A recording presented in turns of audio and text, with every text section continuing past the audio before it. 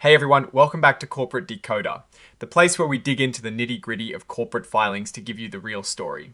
Today we're looking at a financial report for BNY Mellon stock funds, and let me tell you, it is a bit of a maze, but we'll navigate it together to find what actually matters. Before we dive in, if you appreciate getting straight insights from these often dense documents, make sure you are subscribed.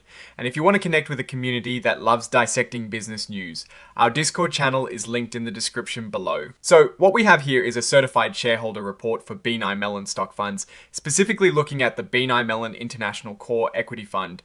Basically, this is a report card for a mutual fund detailing its performance, costs, and any major changes over the past year, which ended the 30th of September 2025. Mutual funds are essentially pools of money from many investors managed by professionals to buy stocks and other investments. This report gives us a peek under the hood of how one of these funds is performing for its investors. Let's talk about costs first because that directly impacts how much money you actually make. Imagine you invested $10,000 in Class A shares. You would have paid about $120 in costs, which works out to 1.12% of your investment. For Class C shares, that cost jumps to $200 out of your $10,000, or 1.87%. Class I and Class Y shares are cheaper, costing around $93, or 0.87%. Now, they do mention that some fees were waived or reimbursed, so these costs could be higher if that agreement isn't renewed. Think of it like a discount you are currently getting on a subscription that might go away later. Now, for the juicy part, financial performance for the year ending the 30th of September 2025, the fund's Class A shares returned 14.56%. That is pretty good. However, the benchmark index they're comparing themselves to, the MSCI EAFE index, returned a slightly higher 14.99%. So, while the fund made money, it actually underperformed its benchmark index. For Class C shares, the return was 13.71%, and for Class I and Y shares, it was around 14.85 to 14.86%. Again, all a bit behind that benchmark index. So why the slight underperformance? The report says international equities as a whole did well due to strong employment and falling inflation, which sounds like a good economic environment. The fund did well in materials and healthcare stocks, meaning their investment picks in those areas were good. Geographically, Japan, Europe, and the Pacific Basin ex-Japan were strong performers for them. But where they lost ground or underperformed the index was in financials and consumer discretionary stocks.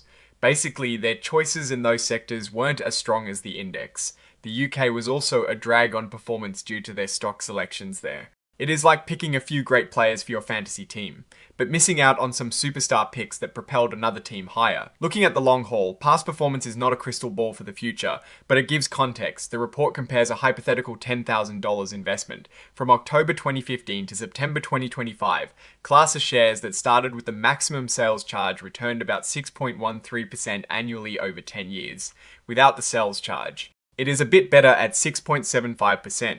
The MSCI EAFE index, however, returned 8.17% annually over that same decade. That is a noticeable difference long-term. Even Class C shares, which have a deferred sales charge, show a long-term annual return of nearly 6%. This highlights how important it is to understand those upfront or deferred costs, as they eat into your returns significantly over time. Let's look at some key numbers for the fund as of September 2025. The total fund size is about $97 million, which is not a massive fund. It holds 58 different companies. The total advisory fees paid during the period were around $483,365. The annual portfolio turnover rate, which is how often the fund buys and sells investments, was 75.76%.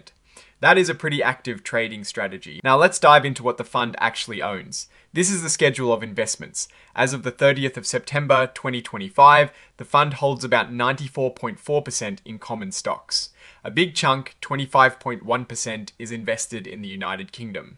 Another significant portion, 23.5%, is in Japan. France makes up 19.7%. Germany, Italy, Netherlands, and Spain also have substantial holdings. Looking at the top 10 holdings, we see a mix of large international companies. For example, Shell plc, GSK plc, and HSBC Holdings plc are prominent UK companies. In Japan, we see Mizuho Financial Group Inc. and Mitsubishi Electric Corporation. There is also BNP Paribas A from France. These are big, established companies, suggesting a strategy focused on large-cap international equities. This is a crucial point. The report states that the Board of Trustees has approved a plan to reorganize, which is essentially a merger. The BNY Mellon International Core Equity Fund is set to merge into the BNY Mellon International Equity Fund. This means your current fund will cease to exist and your shares will be exchanged for shares in the new acquiring fund. This is expected to happen around February 2026, pending shareholder approval. For shareholders, this usually means a change in fund name, possibly slightly different fees or investment strategies, and it is an important decision to understand. Here is a look at the fees paid to their auditors. For the fiscal year ending September 2025, audit fees were about $51,415.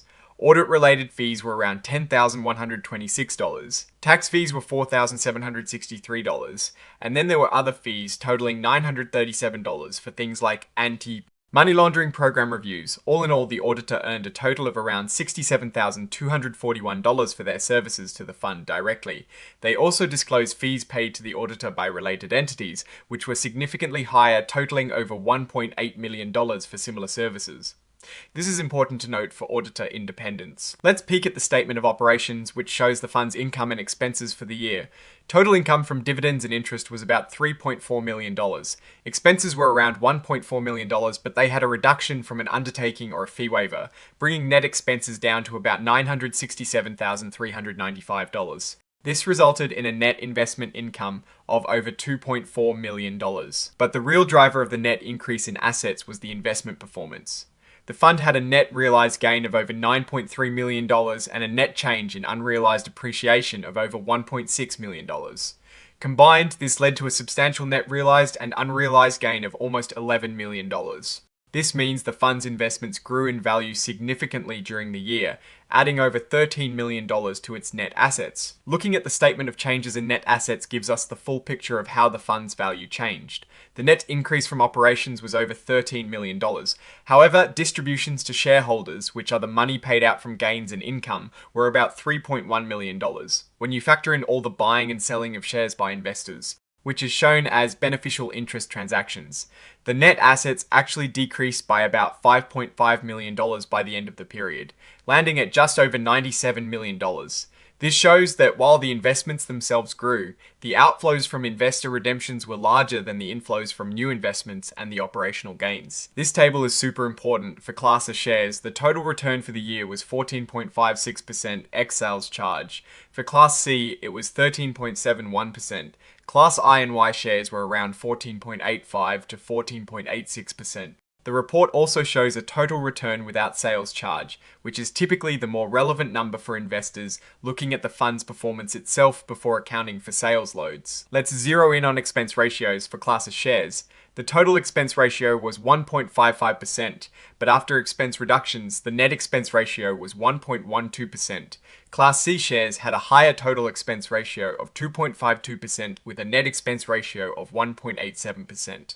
Again, Class I and Y were the cheapest at 0.87% net. These ratios are critical as they directly reduce your investment returns. Now for the notes to financial statements, which are like the footnotes in a book that explain the complex stuff. They detail accounting policies, portfolio valuation methods, and how they handle foreign currency transactions. For example, they mention that the fund invests in foreign securities, which comes with risks like currency fluctuations and less developed markets. They also talk about their tax status and how they aim to meet requirements to avoid paying federal income taxes themselves, passing those on to shareholders. This is the auditor's stamp of approval. They state that, in their opinion, the financial statements present fairly the fund's financial position. They also confirm they are independent, which is a key requirement. So, what is the verdict on this BNY Mellon International Core Equity Fund? On the surface, the fund had a decent year with its investments growing and providing positive returns. However, it consistently lagged behind its benchmark, the MSCI EAFE index, by a small but noticeable margin over the past year and more significantly over the past decade. This suggests that while the managers are making generally sound investments, they haven't quite been able to capture the full upside of the international equity market compared to the index. The expense ratios, especially for the Class C shares, are also a factor to consider, as 1.87% out of your $10,000 investment each year is a substantial cost. The upcoming reorganization or merger is also a big deal for shareholders. It is vital for them to understand how this will affect their investment going forward, whether the new fund will perform better or have different fees. In essence, this report shows a fund that is navigating a positive international equity market, but isn't quite outperforming its peers or its benchmark. Investors might want to weigh the slightly higher costs and the underperformance against the potential benefits of the upcoming merger, and the fund's stated strategy. It is a mixed bag signaling caution and a need for shareholders to do their due diligence on the acquiring fund. Alright, that is our deep dive into this BNY Mellon filing. What are your thoughts on this fund's performance and the upcoming merger? Let us know in the comments below. If you found this breakdown helpful, please hit that like button and subscribe for more of these corporate deep dives. And don't forget about our Discord community, linked in the description for more in-depth discussions. Thanks for watching, and we'll see you on the next episode of Corporate Decoder.